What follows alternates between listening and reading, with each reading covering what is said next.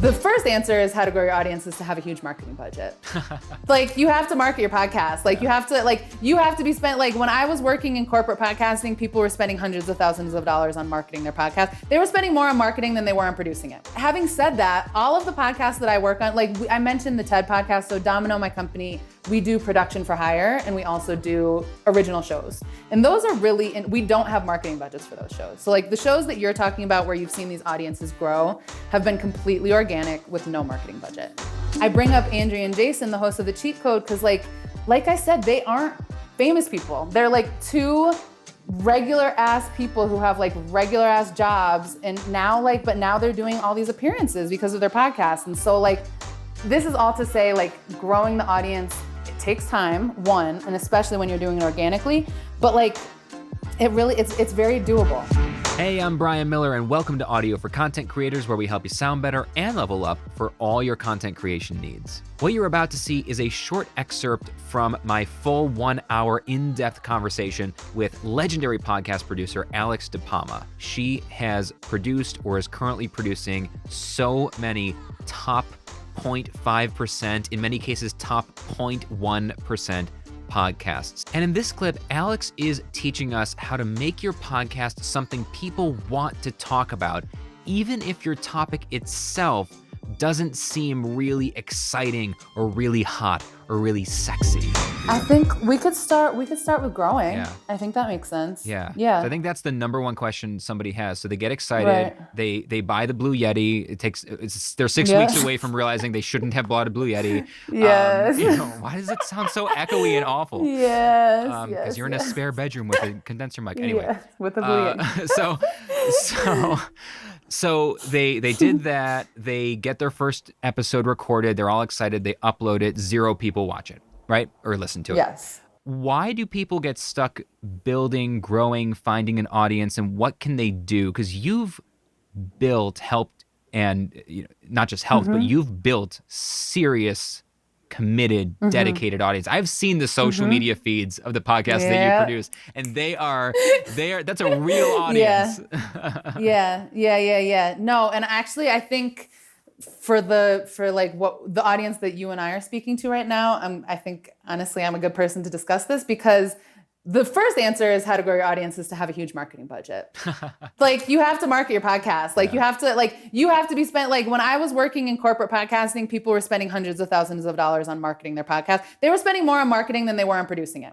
So having said that, all of the podcasts that I work on, like I mentioned the TED podcast, so Domino, my company, we do production for hire, and we also do original shows. And those are really, and we don't have marketing budgets for those shows. So like the shows that you're talking about where you've seen these audiences grow have been completely organic with no marketing budget. So I can use one that I'm really excited about. It's called The Cheat Code. Okay. And The Cheat Code is a 10-episode podcast about an affair between a man and a woman. And it's a true story. The two hosts are the man and the woman who are having the affair. It is incredible. We released it completely independently in April of 2020, height of the pandemic. And the hosts are by absolutely no means famous. They have their family and friends following them on Instagram. Like, they're not influencers. And so we released it, and it was like, it just started building organic word of mouth buzz. Like, it was the kind of show where people like to recommend things to people. Like, if something's really hot, like, they want to be the one that like puts their friend on. Right. Do you know what I mean? Yeah. So like, if you have something that's hot, like, people are going to say, text their friends, you need to listen to this. Like, I have heard from so many people that they heard of the cheat code through their group chat. Because somebody in the group chat dropped a link to the cheat code and was like, you need to listen to this shit because this is crazy. Like, we had it was the kind of thing where a lot of things came up from it, because relationships, sex, and affairs, like a lot of very juicy topics. And so people ended up like having these group chat conversations about it. We ended up putting out like a supplementary like YouTube series called Cracking the Code, where people, like regular couples, have listened to the podcast together and they're breaking it down. And so we, like, through that word of mouth over the past year or so, we've gotten like a steady audience of like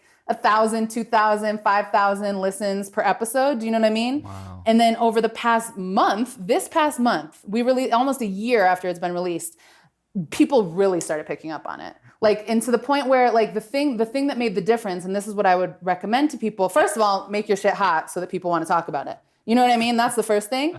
But the second thing that really has been making a difference is other podcasts have been reaching out to the hosts to be guests on the podcast.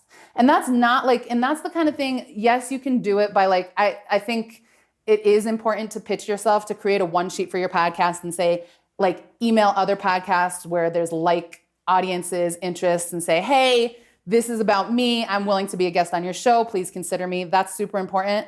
But like this, in this situation, like the hosts of The Cheat Code, like have been guests on some really, really popular podcasts. And when you're a guest on a really popular podcast, like I was shocked when I checked the analytics like last week. It was just like, for the past however long, it had just been like this. And it was like up, all the way up. Do you know what I mean? And so I think for independent podcasters, really like pushing this idea of putting yourself out there by being guests on other podcasts, being guests, like basically just putting yourself out there in places where you can promote the podcast. And like, I bring up Andrea and Jason, the hosts of The Cheat Code, because like I said, they aren't famous people. They're like two regular ass people who have like regular ass jobs. And now but now they're doing all these appearances because of their podcast. And so like, this is all to say, like, growing the audience, it takes time, one, and especially when you're doing it organically, but like, it's very doable, I think. And like, in a lot of ways, it's very doable, but it's a huge, huge challenge. And I think it can be very difficult. And for people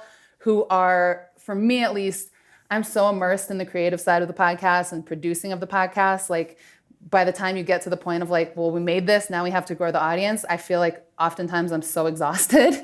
Do you know what I mean? Exhausted. Absolutely. And like don't want to do that work. And so you do have to do work though. You to know, do it. And that makes me think about how so many people write a book and they spend years writing a book and then they just never promote it because it feels like all the work was writing the book. It's like, no, that was the first step. If nobody reads it, what difference does it make that you spent all those years? I mean, internally it makes a difference because you wrote a book and blah, blah, blah, right? There's all the internal stuff. But at the end of the day, you wrote it for other people to read it. You make a podcast for people to listen. But there's so much in what you just said, and I don't even know which direction to start because it was all so good. But I want to go deeper on one of those things. And one of them was you almost threw it in almost flippantly. You said, well, you got to make your podcast hot so people will talk about it. Yeah. So, okay, but that's like the whole thing though, right? That's the whole thing. I think a lot of podcasters, and this is myself included, my topic, what I care about, the work I do that my podcast is about, is not hot.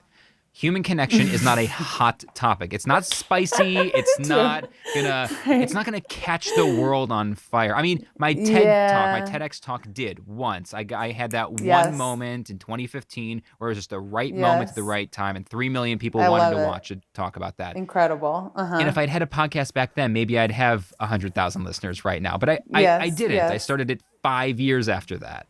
So.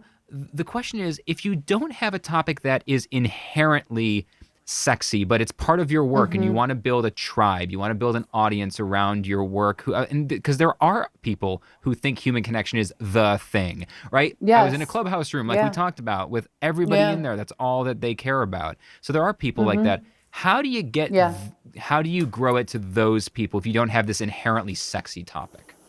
Yeah, I'm actually so glad that that's what you picked up on, because that is worth elaborating on. So when I say like make it hot, like The Cheat Code is, please listen to The Cheat Code. It's so entertaining. But like that is a subject that's inherently, you have to please listen with your partner. I don't know if you remember, but my wife is a therapist, so I'm going to tell her all about it. Oh my God. Well, everyone is comparing it to Esther Perel. Yeah. Like everyone's like, this is like Esther Perel shit. So when I say make it hot, what I really mean is like make it different. Like make it different than other things that are out there. And honestly, I'm going to use The Cheat Code again as an example because funny enough, like The Cheat Code, Andrea and Jason, the hosts, are friends of Domino. Like we've known them for years and our other coworkers have known them for decades, honestly. And so we're very close with them.